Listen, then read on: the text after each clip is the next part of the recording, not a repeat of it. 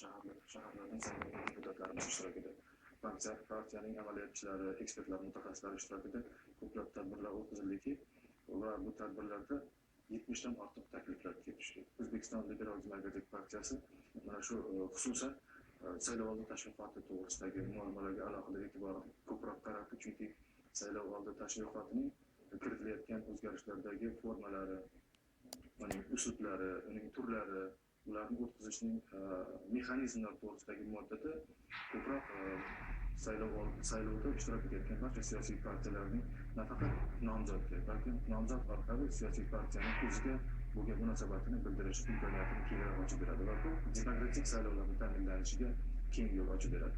Fraksiyalar yig'ilishida qayd etilganidek, qonun loyihasida xorij tajribasi va asosan O'zbekistonning o'ziga xos amaliyotiga alohida e'tibor qaratilgan. O'zbekiston Xalq demokratik partiyasi fraksiyasi a'zolari ham qonun loyihasiga bir qator amaliy takliflar kiritdilar. Qonun muhokamalar jarayonida 100 dan ortiq takliflar yoki bu yo'sinda shu elektoratimiz vakillari tomonidan bildirilgan bo'lsa, asosan ko'pchiligi qonunda inobatga olinganligi bizni quvontiradi. Jumladan 41-modda, ya'ni saylov kuni o'z istiqomat joyida bo'lish imkoniyatiga ega bo'lmagan saylovchilarni saylovda ishtirok etishi masalasi har jihatdan mukammal qonuniy asoslantirib berilishi muhim omil bo'lib xizmat qiladi. Adolat sotsial demokratik partiyasi fraksiyasi yig'ilishida ushbu qonun loyihasi partiyaning saylovoldi dasturlariga, xususan maxsus tadbirlar adolatlilik, oshkoralik, tenglik tamoyillari kabi asosiy g'oyalarga hamohang ekanligi ta'kidlandi. Bundan tashqari, partiyaning inson huquq va erkinliklarini ta'minlashga oid islohotlarni rivojlantirish tarafdori ekanligi nuqtai nazaridan O'zbekiston fuqarolarining siyosiy huquqlarini takomillashtirishga qaratilgan bo'lib, bu qonun loyihasining qabul qilinishi bevosita elektoratimiz manfaatlariga mos keladi. Shu nuqtai nazardan shu qonun loyihasining alohida jihatlariga e'tibor qaratadigan bo'lsak, ta'kidlash joizki, qonun loyihasida qamoqda saqlash joylarida ham saylov uchastkalarini tashkil etish imkoniyati nazarda tutilmoqda. Bu normaning joriy etilishi, demak, fuqarolarning saylov huquqlarini amalga oshirishda yanada ko'proq erkinlik berayotganligidan dalolatdir.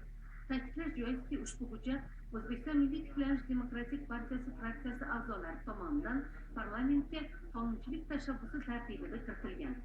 Fraksiya yig'ilishida qonun loyihasi keng jamoatchilik o'rtasida partiya elektoratlari ishtirokida atroflicha muhokamalar tashkil etilganligi qayd etildi. Bu o'sha aynan saylov kuniga 3 kun qolganida turli so'rovlar, turli demak jamoatchilik fikrini o'rganish, prognozlarni e'lon qilish taqiqlanadi. Buning sababi nimada? Biz mana yaqinda ham bir nechta o'sha ba'zi bir davlatlarda bo'lib o'tgan saylov jarayonlarini kuzatdik. O'sha saylov jarayonlarida mana shu oldindan saylovdan oldin shu jamoatchilik fikrini e'lon qilish, turli prognozlarni e'lon qilish orqali saylovchilarga o'sha jamoatchilik fikriga ta'sir o'tkazish jarayonlarini kuzatdik. Shu nuqtai nazardan biz shu qonunga kiritayotgan mazkur norma ham aynan shu jarayonni oldini olish va saylovchiga o'sha siyosiy partiyaga va siyosiy partiya ko'rsatayotgan nomzodga o'zi mustaqil ovoz berish imkoniyatiga ega bo'lishini belgilab beradi. Shu nuqtai nazardan ham biz mana shu normani kiritilishini ham bizning fraksiyamiz a'zolari ham deputatlarimiz ham bir ovozdan qo'llab-quvvatlashdi. Mazkur qonun loyihasiga muvofiq O'zbekiston Respublikasi Oliy Majlis saylov to'g'risidagi O'zbekiston Respublikasi qonunining saylovga tayyorgarlik ko'rish va uni o'tkazishdagi oshkoralik nomli 6-moddasi 7-qismiga kuzatuvchilarga Qonunchilik palatasi deputatligiga O'zbekiston ekologik harakatidan nomzodlar ko'rsatish yo'llarini saylash bo'yicha O'zbekiston ekologik harakatining konferensiyasiga ishtirok etish berilmoqda. E'tiborli jihati shundan iboratki, taklif etilayotgan bunday huquqiy mexanizm O'zbekiston ekologik harakatidan deputatlar saylovining oshkoraligi va ochiq oydinligini yana ta'minlash imkoniyatini yaratadi. Yig'ilishlarda alohida qayd etilganidek, qonun loyihasida saylovlarda har bir fuqaroning tanlash erkinligi va xohish irodasini ifoda etish tamoyillari to'liq o'z aksini topgan. Shuningdek, mazkur hujjat ularning davlat hokimiyati vakillik organlariga saylash va saylanishiga oid konstitutsiyaviy huquqlaridan amalda keng foydalanishlariga xizmat qiladi. Qonun loyihasini ikkinchi o'qishga tayyorlash jarayonlari haqida Oliy Majlis Qonunchilik palatasining axborot xizmati hamda Demokratik institutlar, nodavlat tashkilotlari va fuqarolarning o'zini o'zi boshqarish organlari qo'mitasi tomonidan tashkil etilgan brifingda ma'lumot berildi.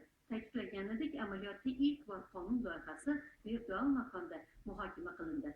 4 mingdan ortiq foydalanuvchilar Qonunchilik palatasi va Markaziy saylov qo'mitasi saytlarida joylashtirilgan qonun loyihasi matnini takomiliga yetkazish uchun o'z takliflarini bildirish imkoniga ega bo'ldilar. Umumiy hisobda hujjatning poytaxtimiz va hududlarda o'tkazilgan muhokamasi chog'ida 300 ga yaqin takliflar kelib tushdi. Ulardan ko'pi qonun loyihasini takomillashtirishda hisobga olindi.